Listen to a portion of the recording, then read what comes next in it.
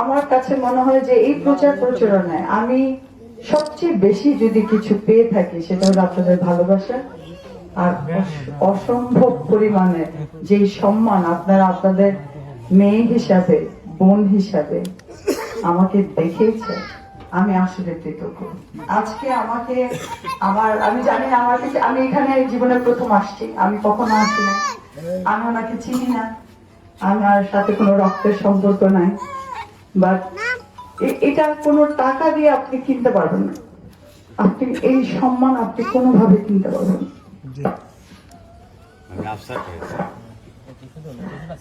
আমাদের পরিবার আমাদেরকে নিয়ে চিন্তা করবে, আমাদের পরিবার আমাদের যারা সহকর্মী তারা আমাদেরকে নিয়ে পজিটিভ জিনিস বলবে, এটাই স্বাভাবিক। অনেক অপপ্রচারেরও শিকার হয়েছি, অনেক গালাগালিরও শিকার হয়েছি।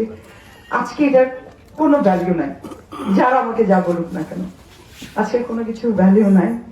কারণ আমার বাবার বয়সী যিনি, উনি আমাকে যেভাবে আশীর্বাদ করেছেন, যেভাবে দোয়া করেছেন, এই নির্বাচনে কি রেজাল্ট আসবে না আসবে আমি জানি না, কিন্তু আপনাদের যে মনের ভিতরে আমি রয়ে গেছি, আমি ঋণ, আর এই ঋণ শোধ করার জন্য আমার যে যতটুকু আমি বারবার ফিরে আসবো, বারবার আসবো, বারবার আসবো।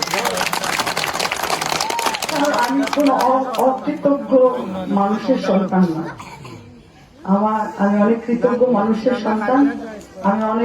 আমি এগুলো ভ্যালিউ করি। আমাদের কাছে এই সম্মানগুলো অনেক বড় জিনিস, আমাদের কাছে এই কথাগুলো অনেক বড় জিনিস।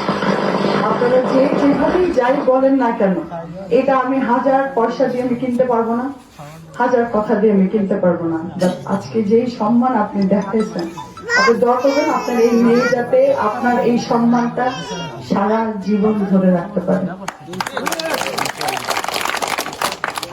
আমি কোনো নেত্রী মানুষ না, আমার কেউ অল্পতে ভালোবাসলে, ভালো কথা বললে আমার এমনিতেই ভালো লাগে, কিন্তু আপনাদের যে প্রিয়রিটি, আপনাদের যে ঐক্যতা দেখতেছে, এটা কোনো দল টলের জন্য না। আপনারা আমাকে আপনাদের মেয়ে হিসাবে যে একসেপ্ট করেছেন, আমাকে আপনাদের পরিবারেরই একটা অংশ মনে করেন, আমি আসলে কৃতজ্ঞ সবার কাছে। আজকে আমি এত ঋণী করে দিবেন না আমাকে। আমি এখান থেকে যাবো কিভাবে? আমাকে তো ফিরত যাইতে হবে, আমাকে তো এই গ্রামটা ছেড়ে যাইতে হবে, তা আমি ফিরত যাবো কিভাবে? আপনারা যেভাবে আমাকে টানতেছেন, আমি তো ফিরত যে আমি বেশি দিন থাকতে পারবো না। তো এটা প্রচারণার মাঝখানে না, তো আমি জানতে চাই যে উনি যে আমাকে দিচ্ছেন, আমার রক্তের সাথে আপনার রক্তের সম্পর্ক নাই, কি মনে করে, কেন আমি, কত মানুষ প্রচারণায় আসে, আমাকেই কেন আপনার মনে হইল এই সম্মান দেখানো? চাচা আপনি একটা লাইন বলবেন শুধু আমার জন্য, একটা লাইন বলেন।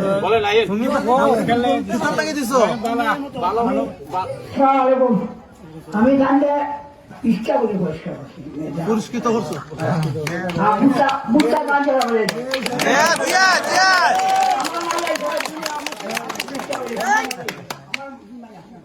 বুড়ি বকিছে